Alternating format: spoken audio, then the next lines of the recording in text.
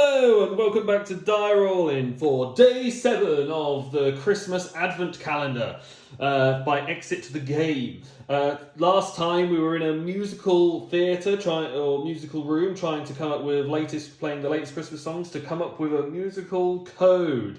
We managed to solve that and we now have pinpointed day 7 to be here. But like all the other episodes, we have a little intro song to go through, but there's too many songs from the last episode. No, a little intro story to go through to help set the mood for the next room we have to escape from. So without further ado, I will begin. This time you walk into a kind of detective's office. You look out of the window. Yes, the street is well known to you, Baker Street. So you are probably in London. In fact, a lot of things here remind you of the stories about the famous master detective, Sherlock Holmes. The crackling fireplace, the wing chair. This room is just about as cozy, and right away you feel at home. Though that heavy wallpaper may be too old-fashioned for your liking. If only you could do a little home improvement. Who knows, maybe with a bit of graffiti, a yellow smiley face, or something. You stop daydreaming and continue looking around. Someone has carelessly left a violin on the floor. On the wall hangs a large pinboard littered with notes, photographs and newspaper clippings. Many of them have fallen and are scattered on the ground. Obviously, you should be looking for the golden book. But your fingers itch to investigate this mystery. If there really is a detective at work here, then you can see what he's working on. Who knows? Maybe you could help and leave him a tip. After all, you're always up for working on an exciting puzzle. You take a closer look at the pinboard, and I can open up door number 7, which is on the board over there. So I tear off the page for today, and apparently, flipping it over, I have a pinboard of multiple pins. Interesting. So let's have a look what's behind the door and see if there's anything else. There's a lot of things in door number 7 today. There's a lot of cards. We've got 7 unique cards here. And let's have a look at the room, see if there's anything that we can guide us in the way. Oh, there's a little note on the wall that I can read to you in a minute. So in here, you can see there's a little note and there's some notes on the floor. Anything on the wall, there's like a little pinboard on the wall. So I'm going to read out some of the notes and see what they say. And whilst I could try and get it on the camera at the same time. So in here it says, see, what is so special about the man in the hat, the woman, the report on Jack, the other guy, and the door on Kensington Road, and the crime scene? I urgently need to make a connection between all these things. Where is my red thread? And then they've got another thing. So I'm guessing there's an A, B, and C in there. So I'm going to follow it by letter, and we'll try and do what we can. So I'm going to try and put this here so it makes it easy to see. And then I'm going to move out this little board so we can grab it later. But we're going to go through the cards and see what we can figure out. So we have multiple different cards. We've got motive, daring art, motive for daring art, daring art theft, and then we've got some more photos here, and then we've got a crime scene Egyptian museum in Kensington. We have the evidence, 10 Egyptian pound statements. It looks like all of these. Okay, right. So it looks like all of them have little scissor symbols. So I'm going to have to cut out these cards and make them even smaller into little pinboard values that I can then stick on this board below, and we'll see what it lays out to be in. Right, so after all that, I've cut out all the different items. They're all different little icons and shapes of different crime scenes and pictures and photographs and newspaper articles. And they seem to have pins, like you can see like a yellow and a red. And so I think what I've got to do is I've got to find like matching pins on the board that would match like certain pictures so that I can then get them out on the board, and then anything left over is then put into question of like what's going on. So like, for example, that could be there because that lines up with the board, and it's now which way around the board is. So I think the board's actually it's reading sideways, but it's actually vertical. So I'm going to move it over to the other side. And I'm going to do it from over there. So let's bring it over here. And let's do it from here. So we now got our little board, which you can just make out. And I can now see that this immediately like lines up there perfectly. So we've got like a nice little motive thing. And now we've got to line up all these pieces to certain points on the board. So like that doesn't fit. Like, does it fit sideways somewhere? Oh, it fits there. Like, he fits like right on the edge of the board, right over there. So he's like pinned in there. So we're just going to take it piece by piece. I'm just going to go and find little spots for them. So like that can fit in there. And then this might help with like choosing, like figuring out like what is needed, because we can like then figure out like, is this like any relevant? So like this guy's like pinned here. We've got this guy that's now pinned like here. And making like a little jigsaw puzzle. And then that goes definitely in this gap over here. And then we've got this one. So I'm guessing there's overlapping allowed. If so, then that's like probably there, because that's the only other place it can go. And then we've got our other thing, which is a green and a purple, which goes down here. So it must be allowed of the overlap of the images, because otherwise, how's this all going to fit in? Okay, that picture goes at the top. And then this picture goes in here. And then this one goes down here.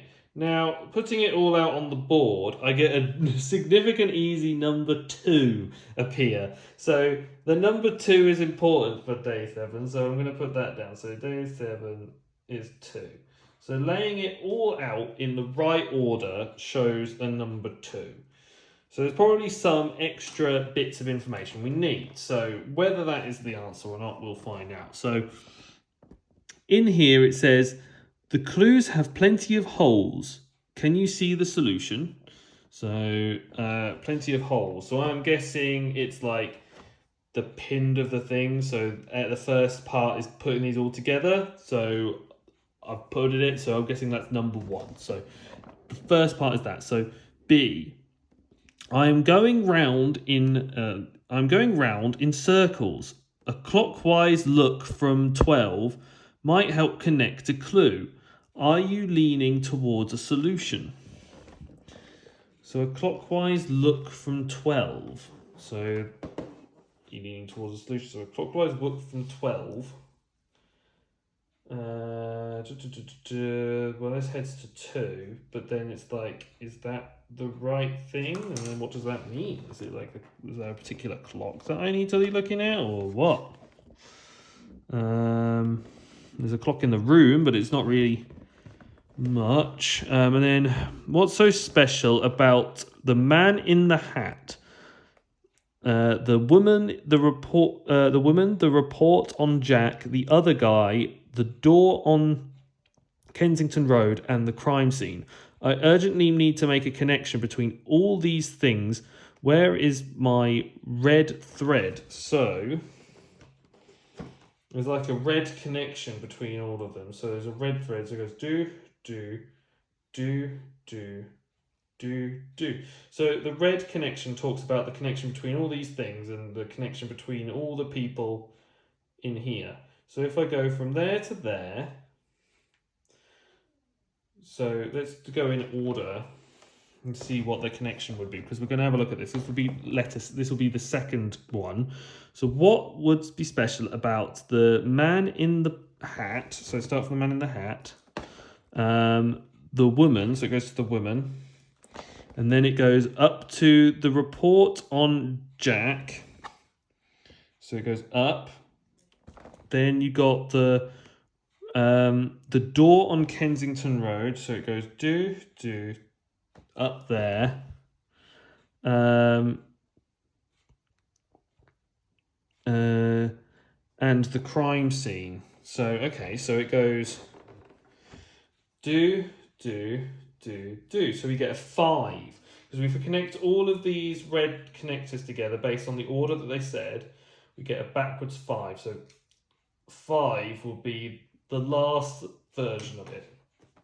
Now, what they're talking about in the next one, I'm a bit uncertain about, because it's talking about, am I going round in circles? A clockwise look from 12 might help.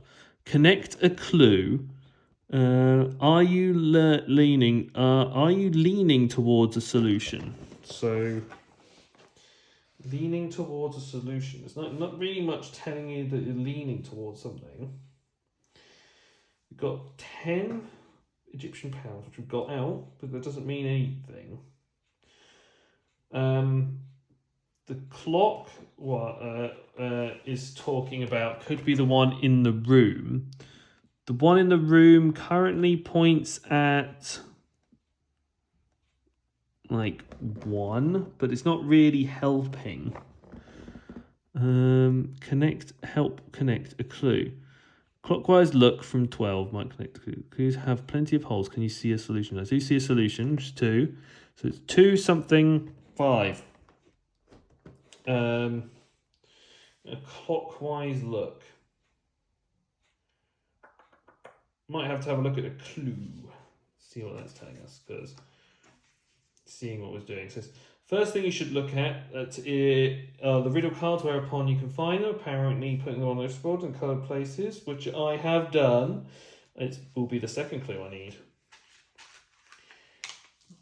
The calendar sheet on the 7th December shows a close-up of a notice board. Keep an eye on the coloured pins, which I've done. Labelled A, B, C, hints. Each of these stand for digit code. A alludes to something missing. Do you see a gap on the notice board, which we've done? B indicates something weird, maybe something written weirdly. Okay. Daring art theft. Lady Hampshire, Jack Beret, and Sir A Cannonball.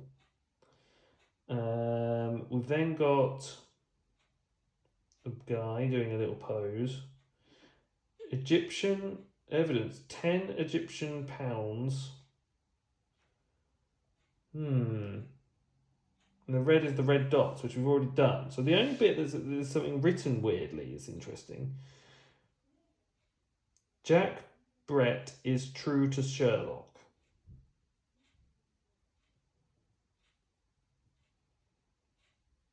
Daring art theft. Okay, so the only thing I think of is daring art theft. So there's like some art. Maybe there's like a piece of art in the room. No. Interesting. It's like clockwise. It's not really helping. Is there anything on the board maybe that tells us about it? Nothing significant on the board about a clock.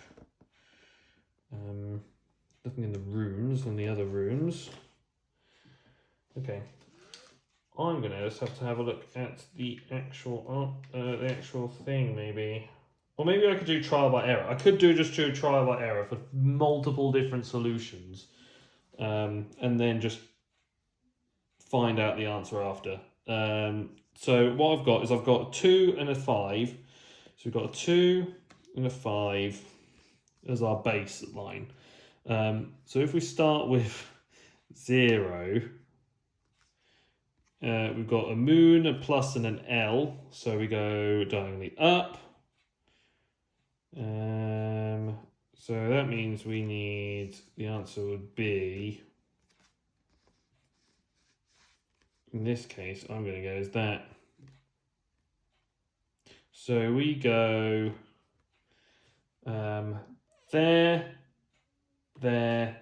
there, which gets us to this, which is our answer. So the answer is 9. So it's 295. Now, I want to find out why it's 9. No, I don't know if that's just whether the fact I've just messed something up and it's something upside down. But we're going to find out together.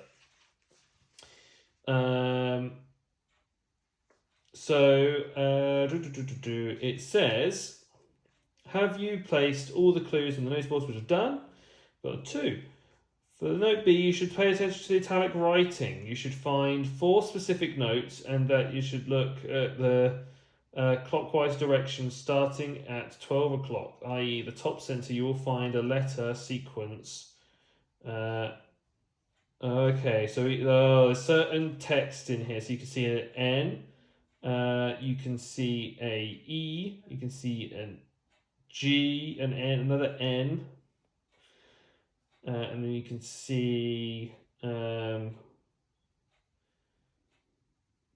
I down here. So you can see 9 is in this, and then you go clockwise. So you go N, I, N, E. So sort of all like little clock face. And yeah, that's very tricky. That was tricky to get that one. But we now know the answer is here. So we're going in here for door number 8. And that has been another episode of the Advent Calendar on Die Rollin. So thanks guys for watching and solving a puzzle with me. It's been great fun so far. I hope we can find this book and save Christmas, hopefully in time before Christmas Day arrives. But I hope you guys have been enjoying this series. Make sure to leave a like, comment down below. Make sure to subscribe for all the latest updates. Make sure to follow us on Facebook and Instagram for even more updates. And most importantly, guys, we want you to all stay safe or die rolling.